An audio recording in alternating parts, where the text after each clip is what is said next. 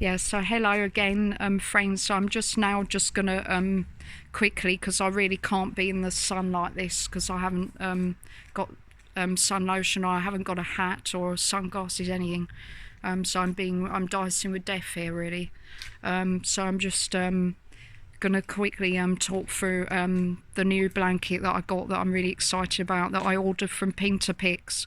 And I keep trying to record videos, and I just recorded one that was over 20 minutes long, so I can't actually send it really to anyone unless an email address, because it is far too long, and plus it's probably going to bore everyone anyway. So this is obviously this is me. Not too long ago. I think that was actually me earlier this year, this same year. So not very long ago. My hair's grown quite a lot. It's now out of control, and I've got it sort of goes curly once it grows sort of a certain length. It's sort of, because it's now getting towards shoulder, so almost getting towards sort of shoulder length. So it's now curling now as well a bit, and sort of it's out of control. I look a bit like a 70s sort of, I don't know, but not in a good way. It's kind of a bit like Charlie's Angels, but sort of like a bad version, really. But with the sort of flicks and everything. But anyway, this is Percy. Obviously, hopefully people recognise the light of my life that is Percy, who I just said is 2.5 now, and will be 3 towards the end of the year. I will be 37 on the 14th of December. So yes, I've got half a year to go. Lucky me. And then this is my dad, my old man, or my dad, or whatever. Yeah, this is my dad. This is Trevor. This is the man who bought me curly and inspired his name, and I've still got him like 27 years later. And my dad is at the Cat Cafe, Paws, which is in Tunbridge High Street, and it costs £5 per person to basically book a ticket to go there for an hour. And you get to basically be surrounded by cats, up to about 20 of them in total. Don't quote me on that. I can't remember the exact number. It's about something like 17 to 20 cats, but they're not guaranteed to be all of them to be there all at the same time. But it's a wonderful place, because not only are you supporting a great local business if you go there, but you're also supporting a rescue place, because I think profits that they make, any profits that they make, go back to a small rescue that is, I think, is it in Orpington or Bromley or something? It's basically in London, or like just sort of just outside of London, just the outskirts of London. And it's a very small rescue, so it's one that, most of the time doesn't get like all the funds like Cats Protection and all. And Cats Protection are great, but they're national, so they get obviously lots of coverage and lots of support. And this is a rescue that, this is an independent rescue that someone has set up themselves, and they don't, they're not very well known, and they don't hardly get any funds. So it's great that Paws are supporting them, and anybody that visits Paws is also supporting them at the same time. And the other thing is that pretty much all of the cats that are at Paws are actually rescues themselves. So the owners of Paws, they happen to be, cat lovers, which, pretty much probably at least half the population are, I'm guessing. And they've dedicated their lives really with this business now to cats, and they've rescued these cats, and most of the cats settle down really, really well, and they enjoy it. Occasionally, I think once or twice, they've had to give a couple of the cats away to people that are sort of living more on their own, and sort of, people that aren't running a cat cafe. Basically, it doesn't suit every animal, this environment. It doesn't suit every cat, just like it doesn't suit every person. Some people hate cats. Some people are terrified of them. I've got a few friends myself like that. But most of the cats are very happy there. And the thing is, they do have options to not, they don't have to be there every single day. I mean, for a start, the cafe is open, I think, 5 days a week. But it's not open, like completely all day. I think it's open like from 10 till 4, something like that, or 5. But the cats have the option of not having to be in the cafe. They don't have to be there all the time. They have their beds upstairs. They have their room, their own room sort of thing upstairs, so they can get away and have quiet time. But they also have plenty of spaces within the cafe to retreat. They have loads of sofas, houses, beds, things to climb on. They have all manner of things. They're extremely well looked after. There's no doubt of that. But anyway, and this is, I'm going to really have to speed up now because I've already been at 6 minutes. And then there's me with, I can't remember her name, but a lovely keeper who works at, obviously, Longleat. And, can I just say that sadly a lot of these zoos and animal parks, particularly the smaller, more independent ones, are in danger right now of permanently closing, permanently going out of business. And they're not the only ones. This is art galleries, theatres, museums, cinemas, shops. I mean, you name it, museums, everything. Heritage railway places, you name it. So many places now are at risk of closing and closing forever. And I don't know about Longleat. I'll be honest, I don't know about Longleat. I think I heard that Chester are in trouble, and I'm sure there's probably some that are in Kent, so I don't know personally about Longleat, but, even some of the bigger ones are actually in trouble. Chester is quite a big one. You would think maybe they wouldn't be in such dire strait, but they are. Apparently they're at risk of closing.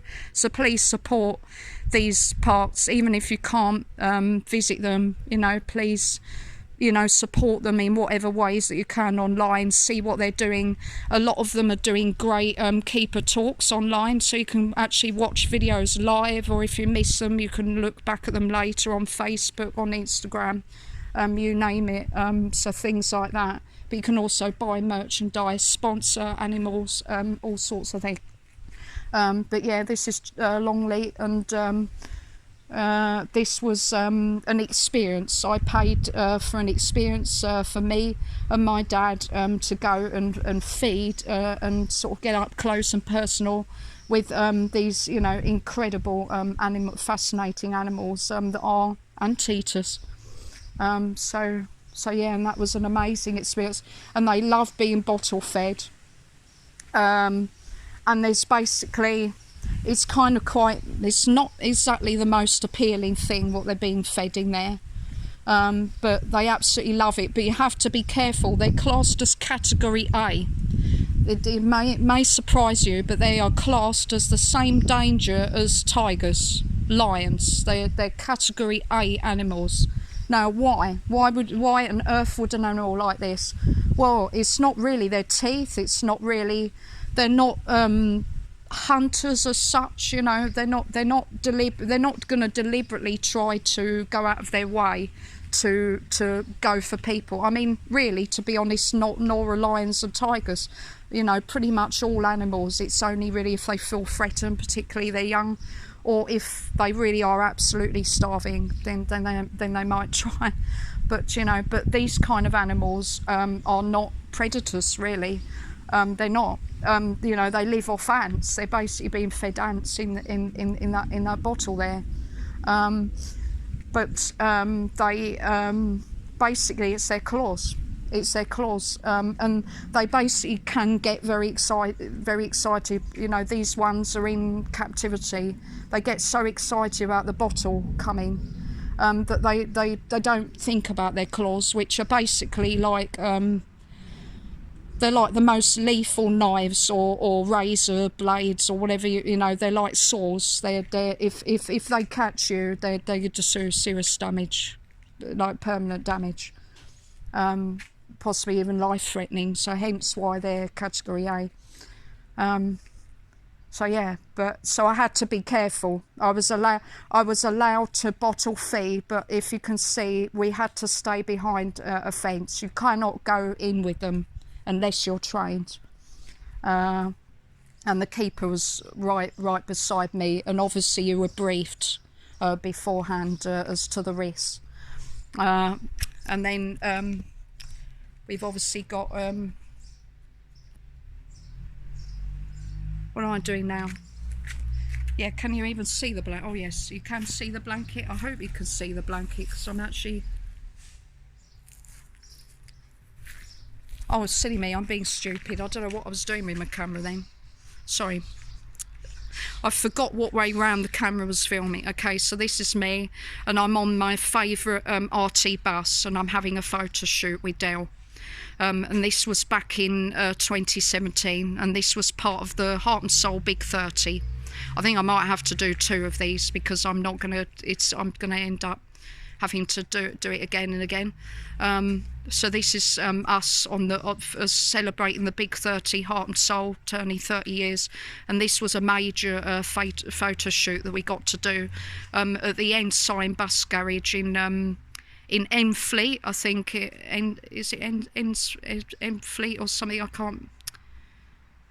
can't remember what it is. It's in Essex, and it's the Ensign. It's the Ensign Bus Garage, and they've got their own collection. You have to forgive me that I don't always remember place names and dates. I think I'm hopeless, but yeah, this was as they've got a very extensive collection of all sorts of vehicles. So they run a modern bus company still today, and they're quite often award-winning. They win virtually every year. They buy and sell buses and coaches, like modern and vintage and retro, and they export and import from all over the world, and they have some of the rarest buses basically in the world in their collection, in preservation. We're on board. You obviously have no idea what kind of bus we're on board, but we're on board an RT2. So the RT1 was the prototype. So RT2 is the earliest RT bus that was ever produced and on the road. This is one of they reckon less than a handful that are now around today, and in running, working order. This bus runs every year, usually at the Ensign Bus Rally, which is near Christmas time. It runs every year, and this bus is I think from 1938 it was built, so it's a similar age basically to my nan. My nan's 83 this year, so this bus is dating just before World War II, so it's extremely rare. And this I think would have been one of the old London buses. It's certainly painted in all the red and everything, and it's got all of the sort of thing. I mean, obviously they had to be reprinted and things, but it's got examples of old posters inside the bus and on the outside of the bus. It's just absolutely immaculate, like to the detail of what it would have been like around that sort of time. Just before World War II or around the World War time. So you've got things about the war on it. You've got things about wearing gas masks and things about the air raids, and you've got all sorts of things that are sort of reminding people to be careful and to be alert. And then you've got us here. There's me, my nanny hippo, and me mummy bear there, and I think we're at Dobbies there. We're at Dobbies, which is near Chatham, Medway Towns. I grew up there. They still live there. All my close family still live there. I was the only one that got out. And they like to joke. Everybody jokes that I've gone up in the world, you know, because I live in Tunbridge. You know, I'm a bit la-di-da now because I live in Tunbridge, you know. And I joke sometimes, and I'm like, I feel a little bit la-di-da sometimes as well. but I'm not really that la-di-da. I'm in social housing, and I'm, you know, you can't take, what is it they say, you can take the girl out of the hood, but you can't take the hood out of, you know, that sort of thing. So I'm still very much a Medway a Medway girl, and I'm born in Gravesend as well. So I'm, although I sound a bit posh when I say that I was born in Gravesend Hospital, but I did live as a baby. I lived in Higham, and there was Upper and Lower Higham, and I lived in Lower Higham when I was first born, and a lot of people think that's a bit posh for some reason. So, but I was born in Gravesend Hospital, and I grew up in Medway, and I've certainly not always lived in posh places, absolutely not. So there. And then finally, finally on this side, this is Auntie Tina. She's a diamond. She is the only auntie that I've got left living today. Certainly the only one on my dad's side. She is an amazing woman. She recently got remarried because her husband, Derek, dear Uncle Derek, died some years ago now. And she's a very sociable, very loving person. So I'm very, very delighted that she found someone else. I think she knew him when Derek was still alive. They were friends and things or something, and she's known him for some time, for a number of years, but they tied the knot last year, I think, and they moved in together and everything. There she is at my stepbrother's wedding. That was a few years ago now. That was 2014 or 15 now. I'm a bit terrible with dates. I did warn you. But he's my stepbrother married married Sarah, and they're very happy together. And they, a few years, was it 2 or 3 years ago, they got a house together. After living for a while in a flat together, they got a very nice house together.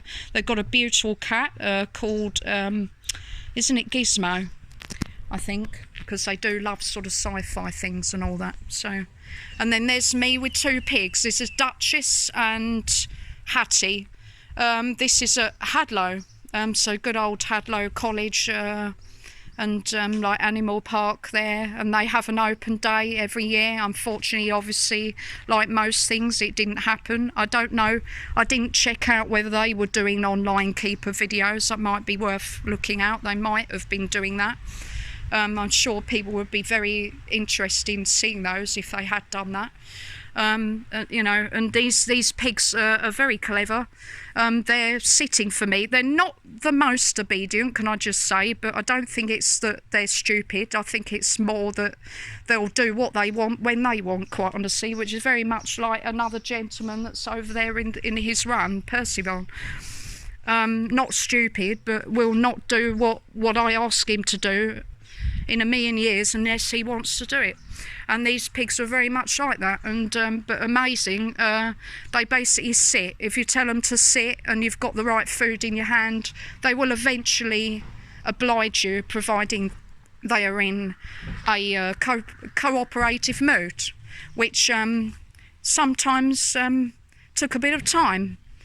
Sometimes one of them would be more cooperative than the other, or the other thing is you'd get one to sit and the other one would be thinking that you're getting her to sit, and they both wanted the food at the same time, but you obviously couldn't give them the food at the same time. You had to get one to sit one at a time and then reward them the food. So you're not going to give food to the one that doesn't listen, the one that doesn't sit when you tell them to sit, or the one that it isn't their turn yet, you know.